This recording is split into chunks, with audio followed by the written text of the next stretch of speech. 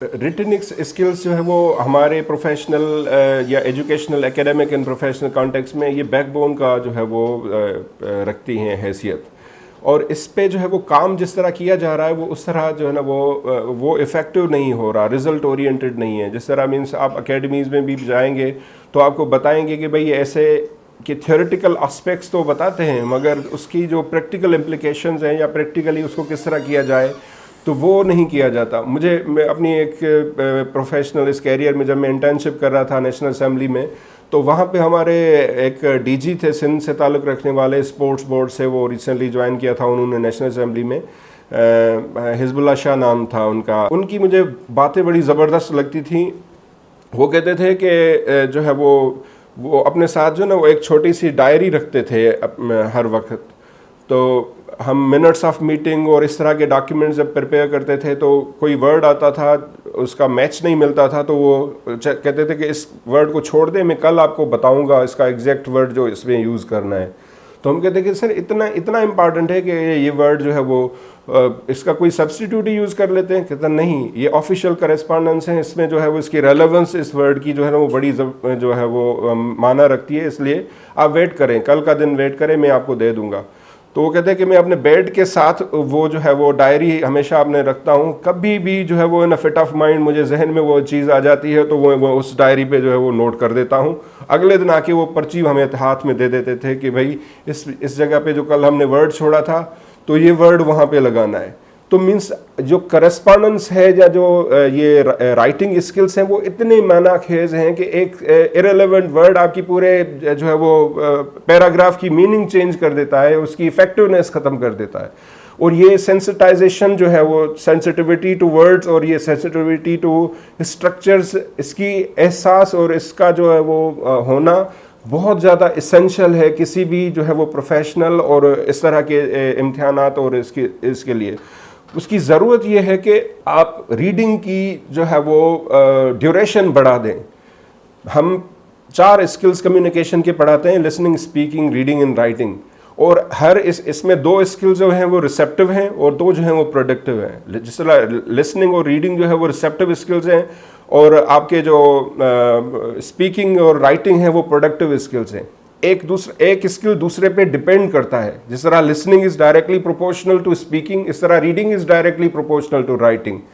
आप कुछ भी नहीं लिख सकते अगर आपने कुछ पढ़ा नहीं है। जैसे एक टॉपिक है जिसके बारे में आपकी इंफॉर्मेशन है ही नहीं, तो उसके बारे में आप जो है वो स्टार्ट ही नहीं कर सकेंगे। आप एक सेंटेंस लिखने के बाद आपके पास जो है वो मवाद ख़त्म हो जाएगा, आपके पास इंफॉर्मेशन नहीं होगी, आप उसके बाद बारे में बात ही नहीं कर सकेंगे। तो मैं हमेशा अपने स्टूडेंट्स को, जो मेरे स्टूडेंट जिनको मैं राइटिंग स्किल्स उस पर करवाता हूँ, कि भाई जितना आप उस पर पढ़ोगे, जितना आपके पास इंफॉर्मेशन होगी, स्ट्रक्चर्स जो है वो देखें, हमने लैंग्वेज को हमेशा जो है वो ऐसे लिया है कि लैंग्वेज जो है वो ऐसे सीखी जाती है, बस आप जो है वो किताबों से सीखी जाती है। इस तरह नहीं है। लैंग्वेज जो है वो एनवायरमेंट से क्रिएट होती है। मीन्स जो भी स्किल अगर आपने स्पीकिंग इंप्रूव करनी है उसके लिए आपने एनवायरमेंट बनाना है, अगर आपने राइटिंग करनी है तो उसके लिए भी आपने एनवायरमेंट बनाना है। और ये स्ट्रक्चर जो राइटिंग की स्ट्रक्चर्स हैं वो नेचुरली बिल्ट होती हैं। आप ऐसे नहीं कि आप लिख रहे हैं, एक नोट आपका लिखा हुआ है और उसी नोट को आप दूसरा रिप्रोड्यूस कर रहे हैं, तो उसका मतलब यह है कि आपने क्रेम किया है, उस चीज़ को रोट किया है। मगर जो चीज़ आप नेचुरली स्ट्रक्चरली आप जो बनाते हैं वो ऐसे होती है कि आप जैसे पढ़ते हो वो माइंड में जो है वो उसकी वायरिंग होती है, उसकी कंस्ट्रक्शन होती है। जिस तरह बिल्डिंग का रॉ मटेरियल है, इसी तरह लिखने ये जो पूरी स्टोरी जो आपका जो राइटअप है वो बेसिकली एक मंजिल है जो आप बना रहे हैं। उस मंजिल के लिए जो आपका रॉ मटेरियल है वो नॉलेज एंड इन्फॉर्मेशन है। वो नॉलेज एंड इन्फॉर्मेशन जब तक आपकी जो है वो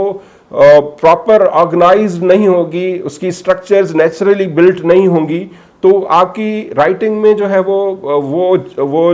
रवानी और वो जो प्रोफेशनल टच है, जो एकेडमिक टच है, जो उसकी कन्वेंशंस हैं, वो इनकी इनकॉर्पोरेशन आपको नज़र नहीं आएगी। हमारे जो रीडिंग कल्चर ख़त्म होता जा रहा है। हम बाहर जब गए तो हमारे लिए बड़ा सरप्राइजिंग था कि जब हम एयरपोर्ट्स पे जाते थे तो हम खास करके जो हम पाकिस्तानी होते थे वो या मोबाइलों में जो है वो बैठे हुए चैट्स कर रहे होते थे या जो है वो दूसरी एक्टिविटीज़ कर रहे होते थे, क्योंकि बीच में न्यूजीलैंड जो है वो सबसे दूर एक कंट्री है, मीन्स उसका ड्यूरेशन हमें तकरीबन 18-20 घंटे फ़्लाइट टाइम लग जाता था पहुंचने में। ये आखिरी कंट्री दुनिया का कहलाता है। तो बीच में हमारी जो है वो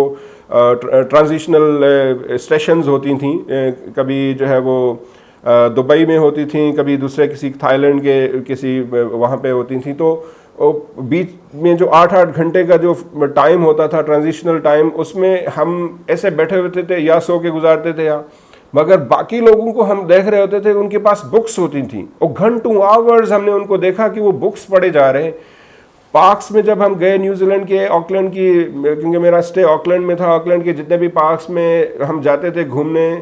तो हम तो वहाँ पे घूमना या सैर सपाटे इस तरह कहते हैं कि हम जाके बैठें और हैंगओवर करें और दोस्तों के साथ ऐसे जो है ना वो गॉसिप्स करें और बैठें। मगर जो वहाँ पे लेटे हुए लोग होते थे वो भी लेट के भी जो है ना वो बुक पढ़ रहे होते थे। बीचेस पे जाएं तो बीचेस पे भी वो बैठे हुए हैं, वो बुक्स पढ़ रहे हैं। तो रीडिंग का जो कल्चर हमारे पाकिस्तानी मुआशरे में ख़त्म हुआ है, उसने बड़ा जो है वो शदीद नुकसान पहुंचाया है हमें, जिसकी वजह से हमारे बच्चे जो है वो उनके पास इंफॉर्मेशन नहीं है। चंद अभी जो रिसेंटली जो क्रिटिकल थिंकिंग के जो है वो सेशंस हो रहे हैं, कुछ लोग जो है वो रीडिंग को इनकरेज कर रहे हैं, कुछ सियासी पार्टीज़ हैं, एजुकेशनल पार्टीज़ हैं, जहाँ पे हमने देखा है वो जो है वो दाऊदपुरा लाइब्रेरी के पार्क में या कहीं पे भी जो हमने देख रहे हैं कि क्रिटिकल डिस्कोर्स की जो है ना वो कुछ सेशंस हो रहे होते हैं। कुछ जिन्होंने पढ़े होते हैं बुक्स, वो आके अपने रिव्यूज़ दे रहे होते हैं या असाइन करते हैं कुछ स्टूडेंट्स को भी, आप ये बुक पढ़ के आएँ तो फिर डिस्कशन करेंगे। ये कल्चर होना चाहिए, इसको प्रोमोट करना चाहिए बड़ी लेवल पे, स्कूल्स की लेवल पे, कि बच्चा जो है वो आज मेरा 10 साल का बेटा है और मैं उसके लिए जो है वो बुक्स लाता हूँ और मुझे वो कुछ दिनों में बताता है कि बाबा जी जो आप बुक्स लेकर आए मैंने पढ़ ली हैं। तो मैं ये जो है वो अपने बच्चों से ही मैंने स्टार्ट किया है कि उनके पास जो है वो रीडिंग की ज़्यादा से ज़्यादा जो है उनके पास रीडिंग हो, ज़्यादा से ज़्यादा इन्फॉर्मेशन हो, क्योंकि जब तक इन्फॉर्मेशन नहीं होगी आपकी सेंटेंस स्ट्रक्चर और कंस्ट्रक्शन जो है वो जो राइटिंग को अल्टीमेटली लीड करेगी वो नहीं बनेगी। तो मैं हैरान होता हूँ मैं अपने 10 साल के बेटे की राइटिंग्स को देख के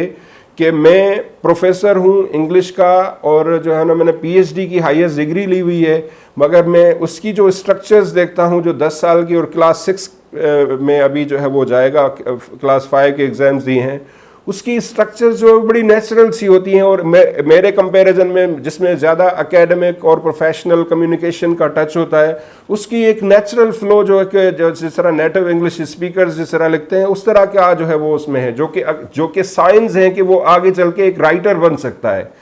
जो कि नावल और इस तरह की लैंग्वेज जिसमें यूज़ होती है हम पढ़ते हैं अक्सर, वो मैं कभी भी उस तरह की कोशिश करने के बावजूद कभी मैं इस तरह नावल के टाइप की लैंग्वेज नहीं लिख सका जो कि मेरा बेटा, मैं कुछ ऐसे जर्म्स देख रहा हूँ कि वो आगे चल के शायद वो, और वजह क्या है कि रीडिंग,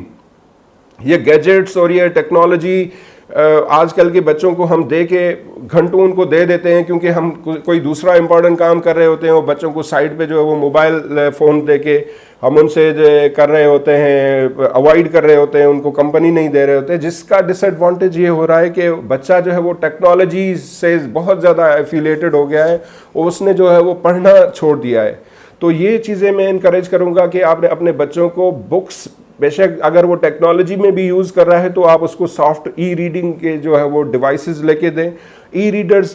पे पढ़ें, मगर अगर कोशिश करें कि ज़्यादा उनको हार्ड कॉपी में बुक्स दें ताकि उनको फील आए वो बुक्स की, और